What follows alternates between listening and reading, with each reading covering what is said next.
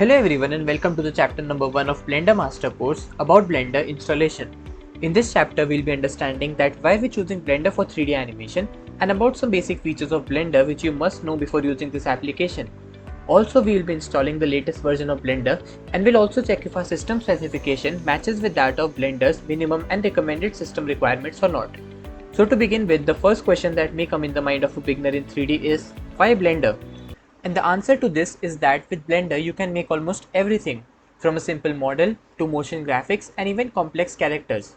Also, Blender releases many new versions from time to time, fixing bugs and sometimes bringing new features as well. Now we should check the basic and recommended system or hardware requirements for Blender, and for this I should move to my PC screen now. First of all, open any browser, search for blender.org. This will take us to the official page of Blender. Now we click on the download button here.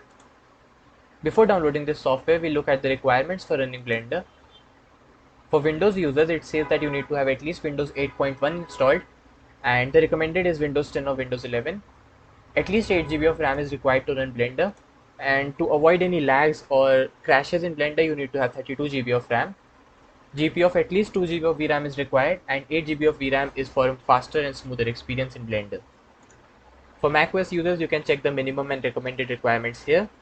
For Linux users, it's mentioned here. So now we'll download Blender on our PC. So if you are using Windows, then you can download Blender directly by clicking on this button, download Blender 4.1.1. But if you are using Mac or Linux, then you can download it from here. So basically the latest version of Blender right now is Blender 4.1. But if you're watching this video a few weeks after uploading, then obviously the Blender must have released a new version, so you can download that.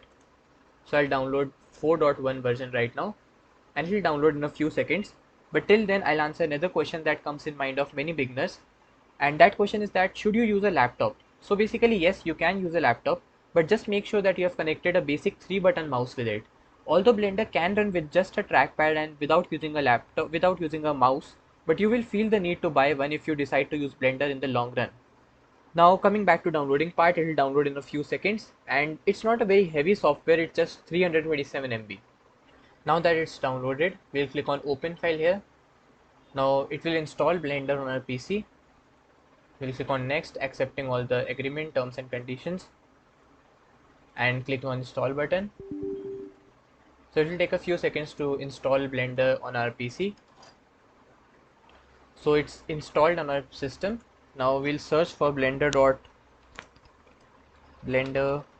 4.1, and this is the screen that appears the first time you open Blender on our PC. So this is the splash screen of Blender, and from here you can change the theme of Blender Dark to Blender Light or Deep Gray, but most of the people use Blender Dark, so we'll set it on Blender Dark here, and spacebar should be set to play, and these are the settings that must be there in Blender before running the software.